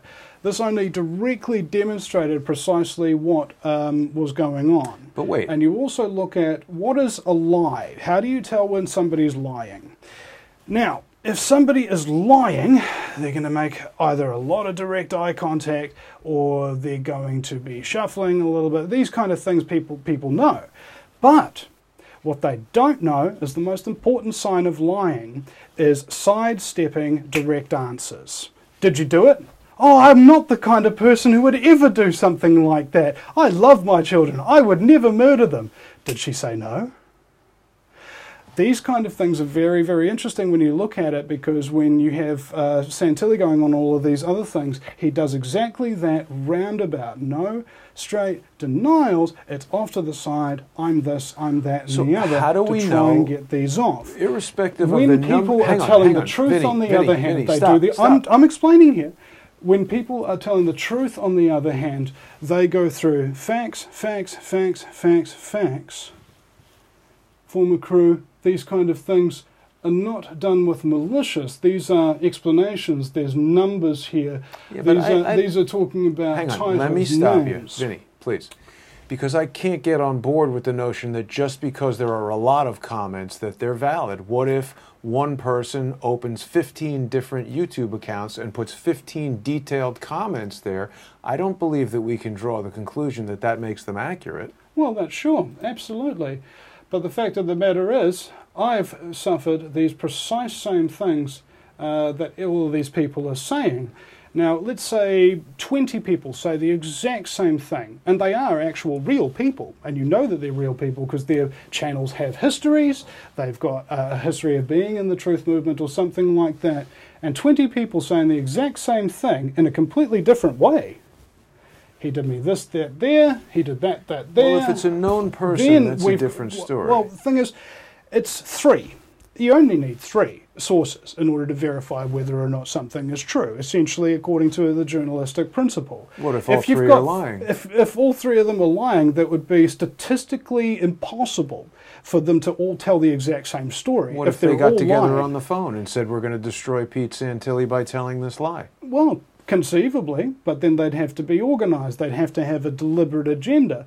What has Pete Santilli done to anybody that would cause them to have a deliberate agenda to them where they'd have to lie in order to get him well, I think Pete whatever. would say that he's bringing out important information that someone doesn't want coming out. I mean, the reason I'm defending him, not because I have an affiliation with Pete. It's possible. Bear in mind, Let me you finish. are defending Let me him. finish. I'm defending this idea. And the reason why I became interested in Pete was that I saw him being attacked in a similar fashion to the way that I've been attacked. And I know that there are multiple people saying things about me that are not true. And those people know that if they all say the same things, then it creates this how many notion. people said the exact same thing about you? How many? Yeah. Many. Okay, so you're saying the exact same comments, almost word for word, but in completely Same different concepts, bomb hoax, but in completely different situations over a period of time. All right, and they gave detailed descriptions of these things that you did. Yeah. In detail. I didn't do the things, but they all had similar stories. I mean, they can all look at 4chan, they can all get on Discord and say, we're going to do this for whatever reason. Okay. Let's say, for the sake of argument, I'm making all of this up. I'm not saying that. Well, I'm saying it. Let's say I'm making it up. I don't want to upset you, Vinny. No. It's just you're not. Let's say I'm making it up. that I'm making up that he stole Guerrilla Media Network from me, even though he's got Guerrilla Media Network right now, and I have the screenshots that he registered Guerrilla Media Network before we even had that recording. Let's say this recording that I took of him explaining the concept of Guerrilla Media never happened. Let's say when we did videos, exposed internet host radio people, let's say that didn't happen. Let's say the facts wasn't there. Let's say all we've got to go on is Pete's own words to what after he did to my YouTube channel with 7 false complaints. When YouTube destroyed his channel because he had too many strikes, I absolutely rejoiced. He is a fucking commie with cunt lemmings who back him. Get off my fucking Facebook and go suck Vinny's dick.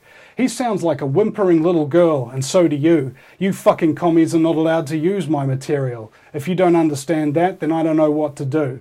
Calling me egotistical for protecting my intellectual property rights makes you look like a cock-sucking Vinny Eastwood lemming. He is not allowed to use my work. Fuck off. Let me address it. Now, let's just say... Wait, let me address it. You've said something, let me address it.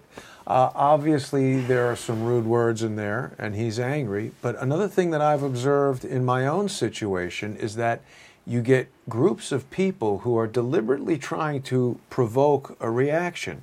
Now, this is a guy that's been thrown in jail. I don't know, maybe that was before, after, whatever. Okay, but you get a lot of people attacking you, and yeah, maybe he poorly chose those words, maybe he wrote a rude message. This was one of hundreds that were all similarly wording. Here's another one. Let's put it this way. I will do everything possible. Bloody hell. Keeps... Here we go. Let's put it this way. I will do everything possible to make sure Vinny Eastwood is wiped off the face of the map. He is a motherfucking communist. You do not have my permission to send any messages to him. Fuck Vinny. I would rather see him off the internet. I will not sign any agreement, and you do not have any permission to send my messages to him. You can all fucking die in hell. Later, tell him I said fuck off. He is the lowest of low. Fucking pond scum. I will take him down every chance I get. No mercy. I will take that fucking commie down whenever I get a chance. This is the person who deliberately got my YouTube channel taken down, and when he was politely approached by my listeners to say, can you please remove those strikes from Vinny's channel so that he can at least have his life work back, this is how he responds. I will do everything possible. That's bad. I agree. Okay, but let's say that doesn't exist. You see? You seriously think... But I don't think that makes something else true. I think what can No. Shh. You're missing the point here. This isn't somebody saying what Pete Santilli says. This is Pete Santilli's own words. I get that. You seriously think I'm going to read that, you fucking douche? Seriously, you are a cunt and a little whiny bitch whose pussy hurts because we kicked you out of our chat room. Susanna says you're a pussy and laughed when you said some crazy shit about her leaving to join your cross-dressing live stream. If you don't stop harassing me, I'm going to come to Australia and beat some manhood into you, fucking wing nut.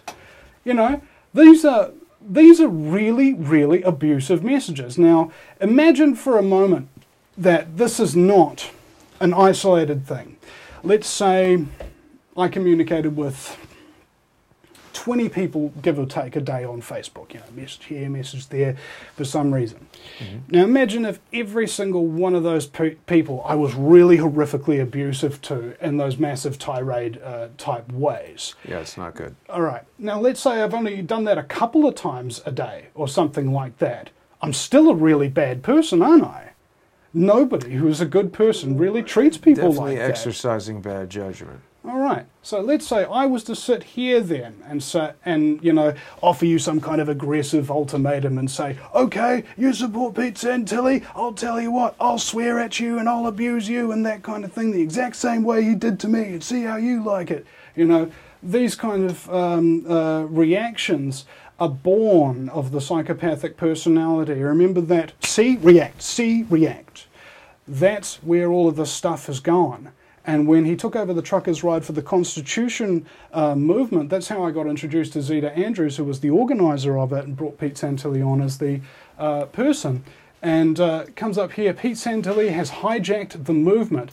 This is crazy. I wonder if he is joking. I asked if he spoke with Zeta. He did speak with Zeta, and she agrees.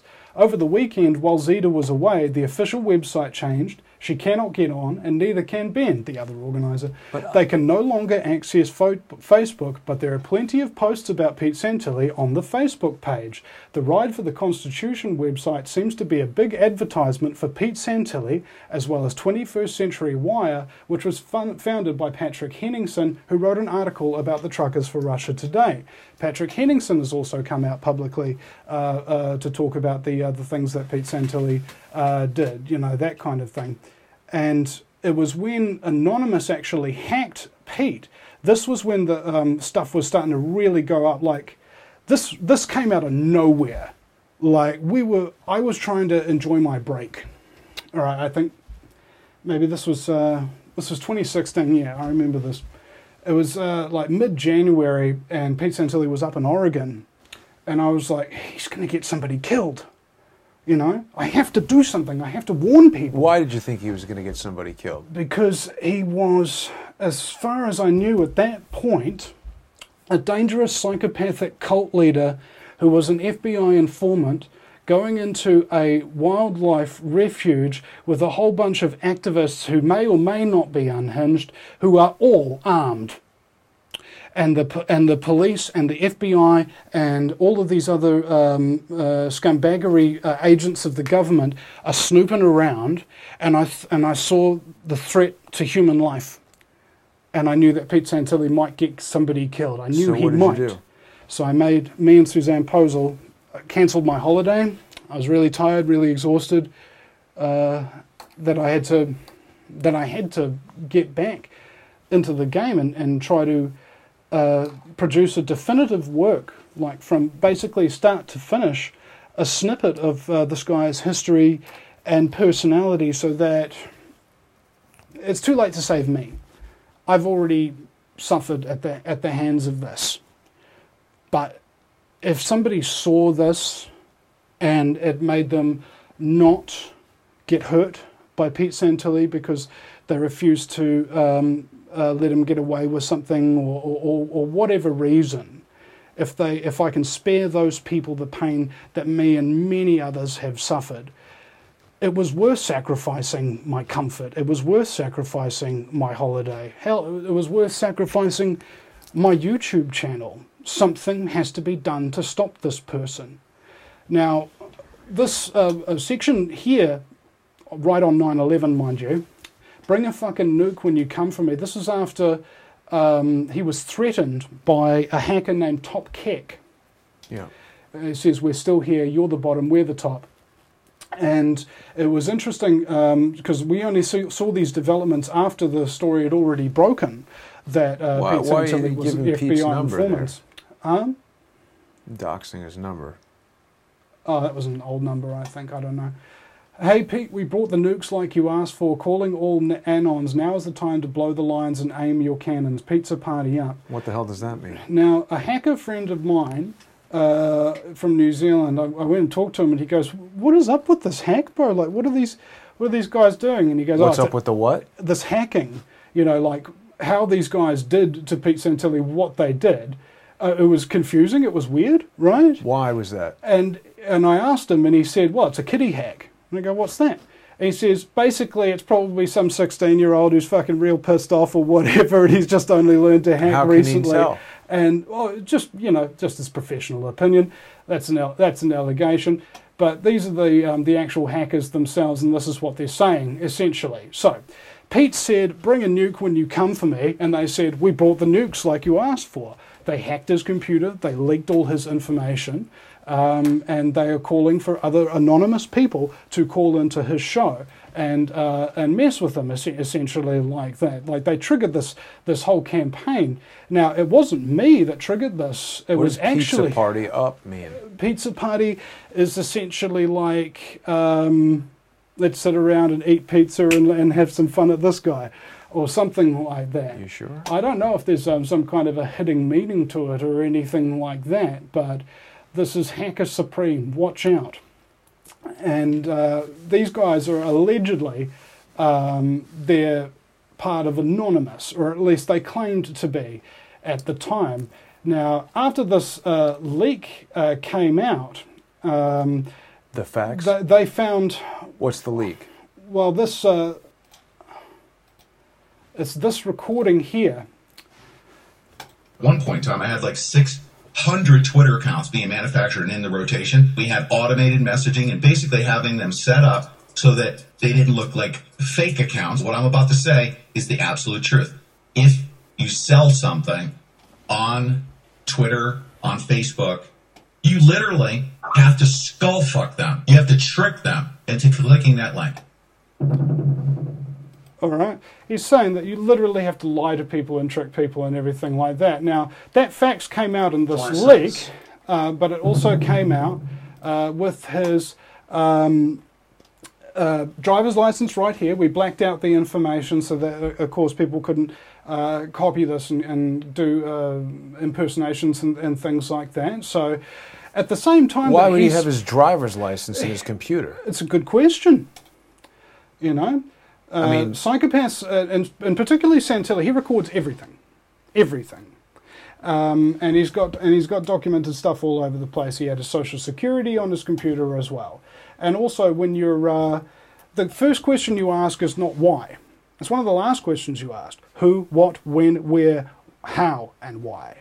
That's the journalistic credibility scale. That's how you ask your questions. That's how you make your deductions. That's putting your grammar before your logic. Because often we go, why this and why that, when we don't even know who, what, when, where, how, you know, that kind of thing. So this hack that included the FBI fax, as you can see here, this is on an official anonymous little website here. Isn't that kind of contradictory, official, anonymous? Isn't anyone able to claim they're anonymous? I guess so. So basically, some anonymous person, whether they're associated with Anonymous or not, found his driver's license, his social security card, and a fax he sent to the FBI. How difficult would it be to take a picture of Pete Santilli and put it on a California driver's license? That's why I ask, why would he have it on his computer? Because when something is contradictory to logic in general, my first question is, how easy would it be to forge that versus how likely is it that someone would scan their driver's license, store it on their computer? What would be the purpose in doing that? Somebody claiming to be anonymous faked Pete Santilli's accurate driver's license. Asking. Faked. Well, you talked about logic, and remember how you started that with why would somebody do that? You've got to put your grammar before your logic. Why is what you ask afterwards. So this is what we know happened. That all of this stuff got leaked, and somebody was claiming to be anonymous leaked it. Now the why is a different question. So how? How could somebody hack into Pete Santilli's computer? Well, people hack people all the time. Pretty straightforward. Yeah. What did they hack him for? Well, it's because he told people that he got 600 fake Twitter accounts because he records everything, that kind of thing. And he comes up with these FBI cover sheets, and in order to prove that hack is genuine, they provide the other documented evidence of stuff that actually could conceivably have been forged, but then again, the whole thing could be in a very elaborate forgery, but that takes time, that takes effort, and judging by the attitudes of these pizza party guys, they don't seem like the very studious type. They actually literally just dump this. It's like a big PDF that just goes from right down the bottom of all of these precious documents and things like that, including the FBI fax. Now this happened directly after the Truckers' Ride for the Constitution went down. And this fax refers to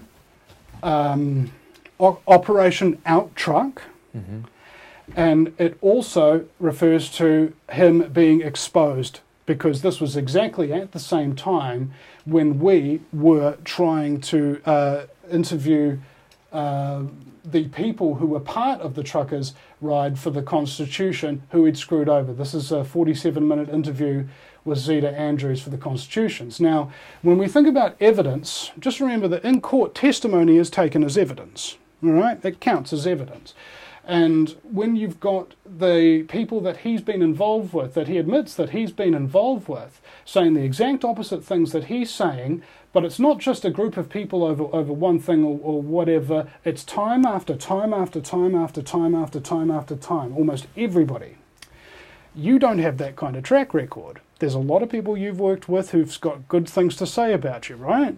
And there's a lot of people you will continue to collaborate with over the years because you value relationships. You're talking about me personally. Yeah. You value relationships. I'm acting under the assumption because despite, a whole bunch of terrible things that could be accused and that kind of thing, have a look at somebody's personality profile. What are the words that they actually say? What are the things they actually do? Are they actually benefiting from what they're doing, or is there really no benefit in it whatsoever? And so what are the reasons that they're doing it? They're probably doing it because it's the right thing to do. It's a simple deduction of why people behave the way that they do. A profile that you fit into very easily. Thank you. Let me give you this for a second, because we're approaching 2 hours, Vinny, and I think that you're presenting a lot of interesting information, but we should think about maybe concluding in the next 5 or 10 so that it doesn't become too epic of a journey for people to watch. Okay, so let's listen to this little clip here. Gaining him over 50,000 thousands of new followers. This is what he encouraged them to do. Okay, now this is directly after the Bundy Ranch situation, and this is when he's got a big radio audience from that encounter, and also during Jade Helm. Okay, this is what he's encouraging his listeners to do. Now, I want you to remember that Hal Turner FBI informant thing that I was referring to earlier about gathering information on Patriots, stoking the fire. Yep. I want to tell you something right now. When you see these storage containers and they're floating about in your neighborhoods, in your local area, if they're on the back of one of these trailers that you see with these electronics units, this is an unconstitutional military convoy, and I want to strongly encourage you to get thousands of people to surround them, bust those containers open, and redistribute the guns, of course. He is encouraging his listeners to attack United States military targets on US soil, steal weapons from them, and hand them out. And we're sure that's not taken out of context of him quoting somebody saying that or anything like that? No. I got the whole recording. How come he wasn't arrested for that? Isn't that... Because if you're an FBI informant, that's your job. You get a pat on the back for saying that. Why would the FBI want him to tell people to attack military convoys? To create chaos. If you create chaos, you confuse your enemy. The enemy in this case being the American people.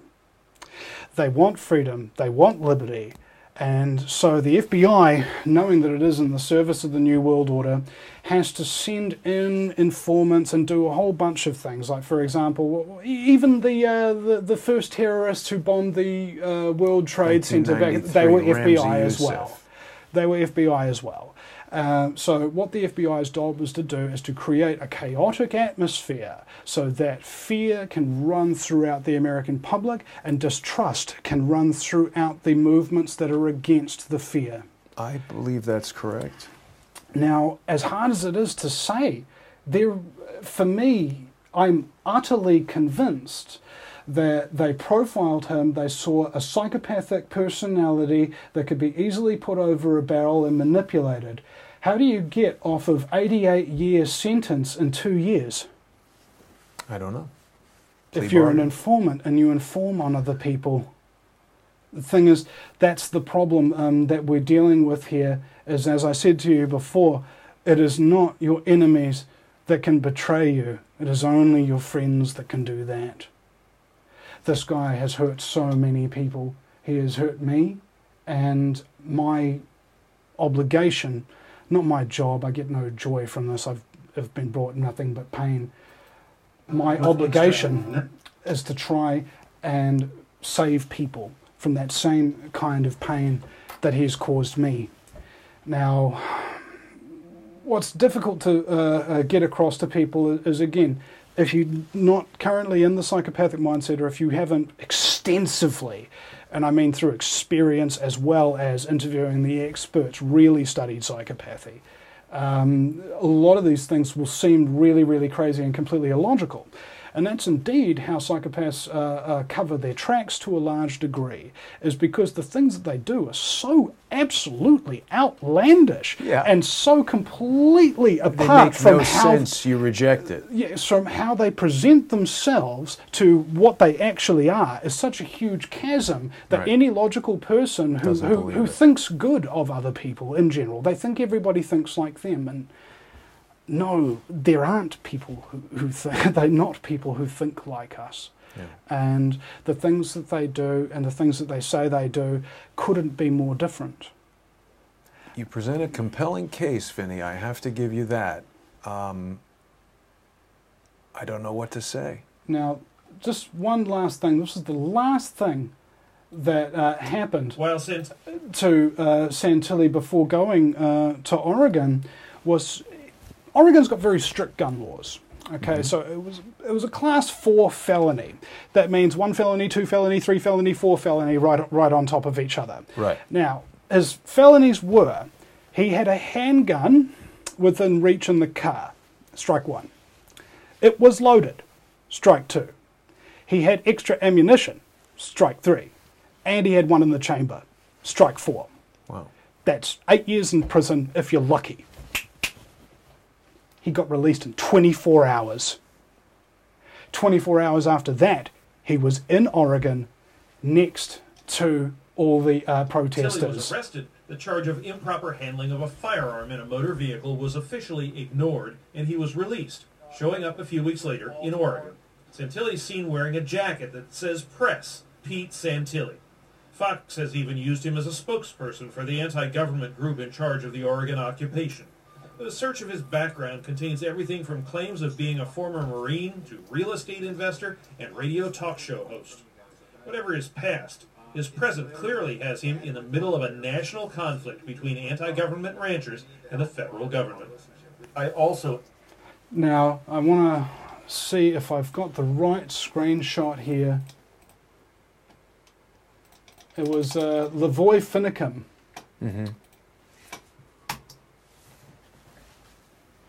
Lavoy Finicum is dead. Yeah. All right. He got shot in Oregon and that kind of thing, and it was exactly what I feared would happen if Pete Santilli became involved in that operation. And I what didn't did Pete stop Santilli it from have to do with Roy Finicum? It may have not had anything to do with it, but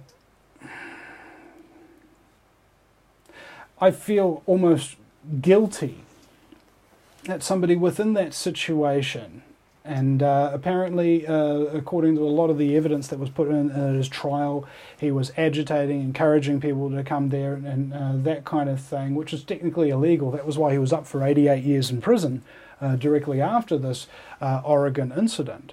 He was live streaming private, activist meetings and things like that, knowing that the FBI was watching the live streams. He gave them everything they needed to know about everything that was going on in there. And then 2 years later, having served two out of his 88-year term, he gets out and the Bundys are still in there.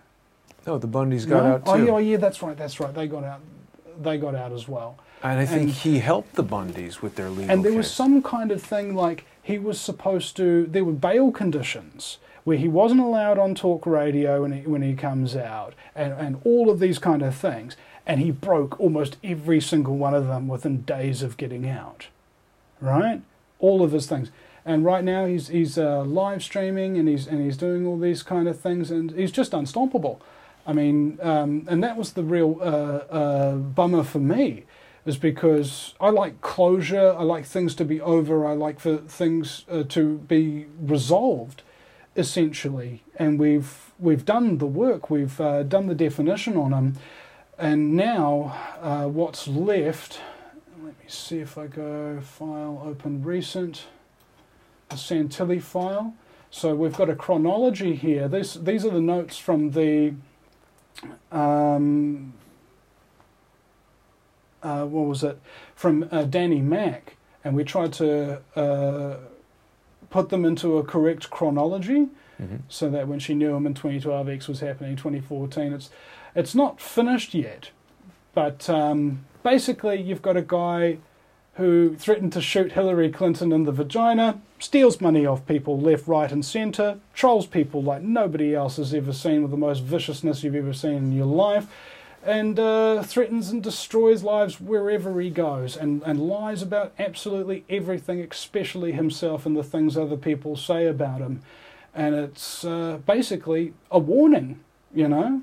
There are people over there who haven't got anything out of their relationships with Santilli except pain, except anguish.